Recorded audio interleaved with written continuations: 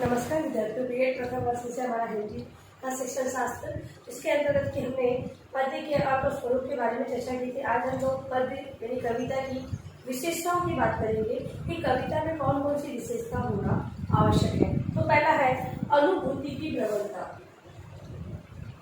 अनुभूति की प्रबलता।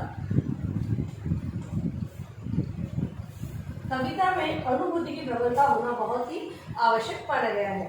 तो जब कवि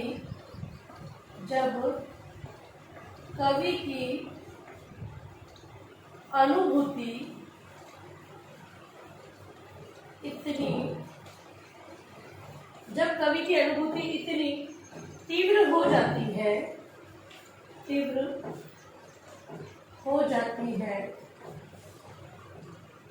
कि वह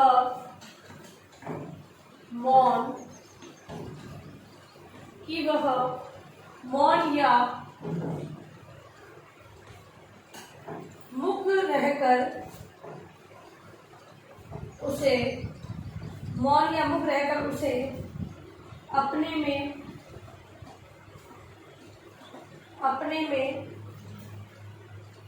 रोके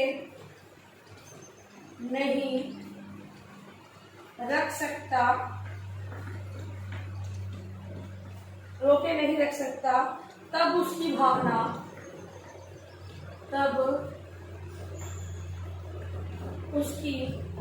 भावना उसे विवश कर देती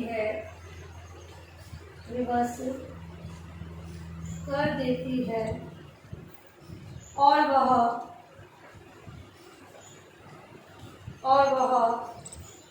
अनुभूति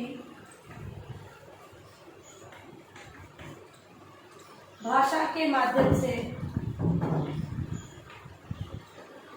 प्रस्फुटित हो उठती है तथा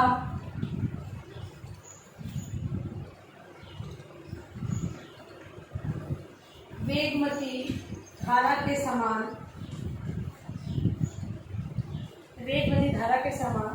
बह निकलती है। कहने का तात्पर्य ये है कि जो कवि है वो अपनी अनुभूतियों को अपने में समेटे नहीं रख पाता है और न ही वो मौन या मुख रहकर उसे रोक पाता है, तब वो अपनी भावना या अनुभूति को कविता के माध्यम से प्रस्तुत करता है। अगला है रसानुभूति की प्रबलता। दूसरी है विशेषता रसानुभूति की प्रबलता। रसानुभूति की प्रबलता काव्य और रस दोनों ही एक दूसरे पर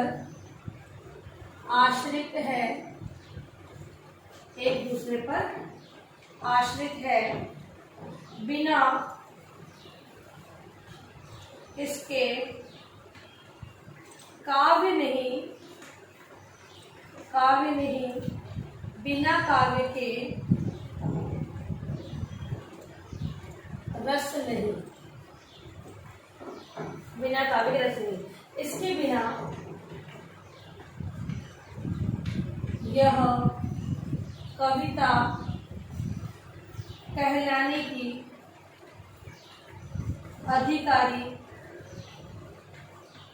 अधिकारिणी नहीं है। काव्य का रस काव्यानंद कहलाता है।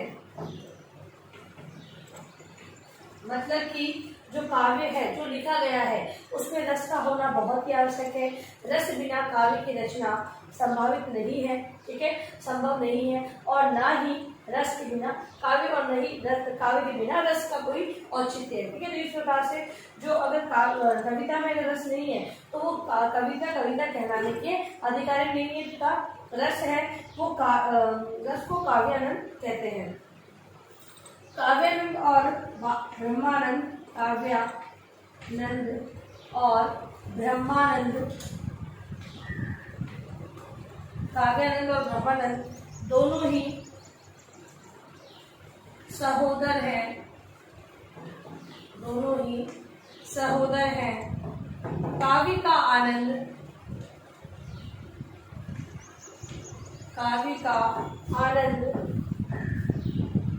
ब्रह्मानंद,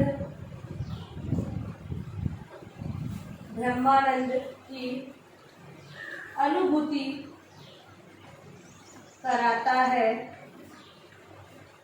कविता में, कविता हमें उस जगत में ले जाती है, उस जगत में ले जाती है जिसमें आनंद ही आनंद है, आनंद ही आनंद है। लोकोत्तर आनंद देने वाला,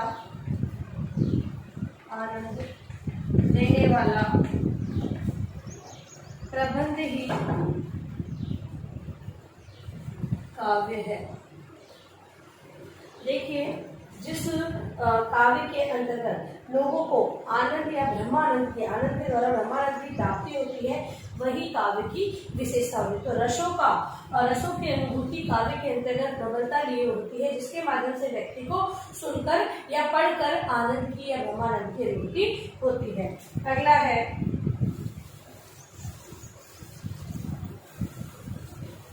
अगली विशेषता, रमणीयार्थ। तीसरा है रमणीयार्थ, रमणीयार्थ प्रतिपादक, रमणीयार्थ प्रतिपादक शब्द काव्य। ठीक है, काव्य का ऐसा स्वरूप जिसके अंतर्गत जो शब्दों के काव्य के ऐसे शब्दों का समावेश जो सुंदर और अच्छे सही अर्थ देने वाले होते हैं। रमणीय मतलब कि अच्छे लगने वाले होते हैं। तो भाषा पर अधिकार, भाषा पर अधिकार और भावों की प्रबलता, भावों की प्रबलता कवि की विशेषता है, कवि की विशेषता होती है, कवि की विशेषता होती है। सच्चा कवि अपनी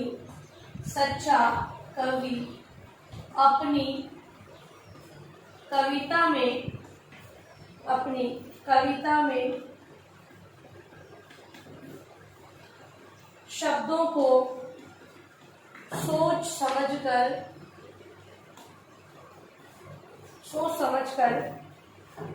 चुन कर और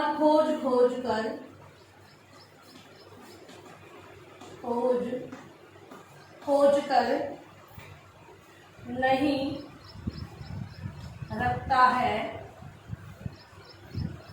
रखता तो स्वतः नहीं रखता तो स्वतः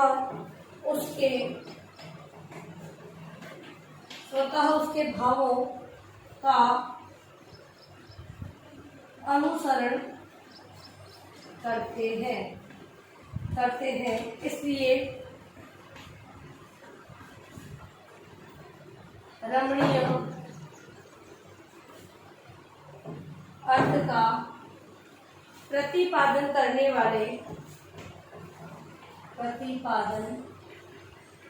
वाले शब्द उसकी कविता में स्वतः आ जाते हैं। कहने का तात्पर्य ये है कि जो रमणीय और अच्छे लगने वाले शब्दों का समावेश कभी कोई चुन कर या खोज होकर नहीं करता है, वो अपनी कविता का जब रचना करता है तो स्वतः ही ये शब्दों का समावेश हो जाता है तथा कवि है उसका अनुसरण करता हुआ आगे की ओर बढ़ता चला जाता है। अब है कविता का उद्देश्य। कविता का उद्देश्य सत्यम शिवम सुंदरम। अगली विशेषता है कविता का उद्देश्य होना चाहिए सत्यम शिवम और सुंदरम। कविता का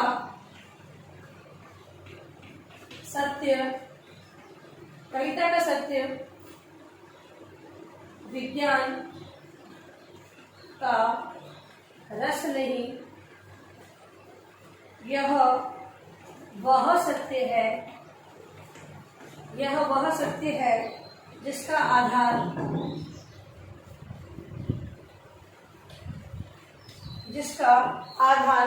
कल्पनात्मक है,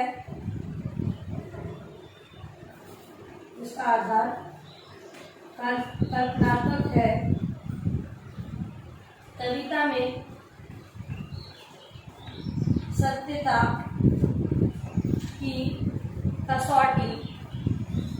सत्यता की कसौटी यह नहीं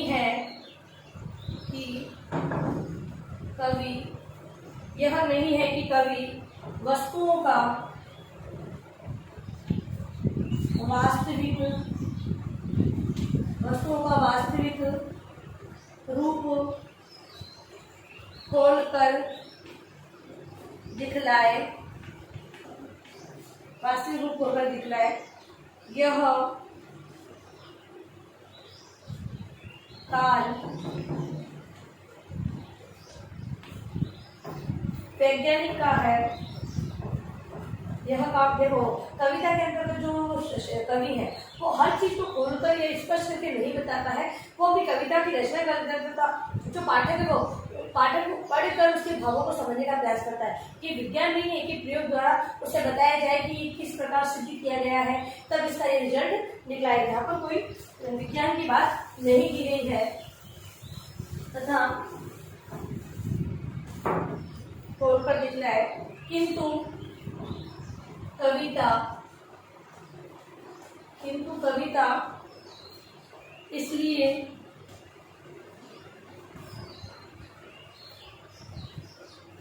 इसलिए सत्य है कि वह यथार्थ और आदर्श है। ठीक है, यहाँ पर विज्ञान के रूप में बोलकर या प्रयोग करके नहीं दिखाना, लेकिन कविता सत्य है, कविता में सत्य को यथार्थ और आदर्श है, इसीलिए कविता के अंदर सत्य की बात की गई है, आदर्श है। इसका कारण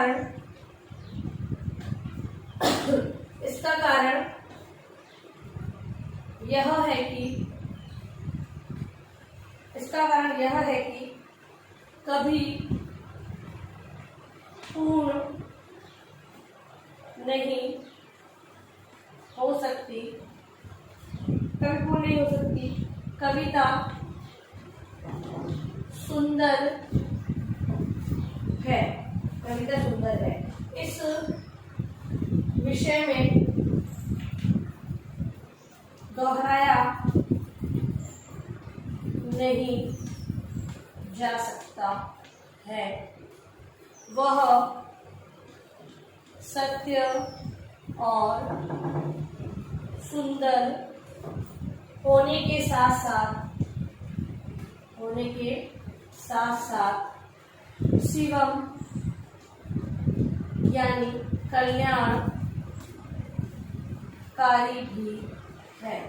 देखिए, अब अगर सत्य की बात करें तो यहाँ पर सिद्ध करके कुछ नहीं बताना है कविता के अंतर्गत। कविता के अंदर जो आदर्श या यथार्थ दिया है, आदर्श और यथार्थ दिया गया है, वो कविता का सत्य है। ठीक है, और शिवम है, तो यहाँ पर जो सुंदर रूप प्रस्तुत किया गया है, कविता का जो रचना की गई है जिसमें सुंदर रूप दिखाया गया है, वो शिवम है। तथा सुंदरम की अगर हम बात करें तो कविता के अंतर्गत जो कल्याणकारी भावना जो दी गई है उसे सुंदर बताया गया है। तो इस प्रकार से हम कविता या पद्य की विशेषताओं को इस प्रकार से जान सकते हैं।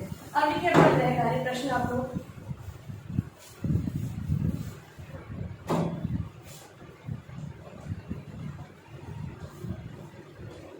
पद्य या कविता की विशेषताओं का वर्णन करें। ठीक है, कविता की विशेषता का वर्णन आप अपनी दुनिया में लिखकर लाएंगे। और अंत में इस महामारी के दौर में कम से कम आवश्यक कार्य होने पर घर से बाहर निकले।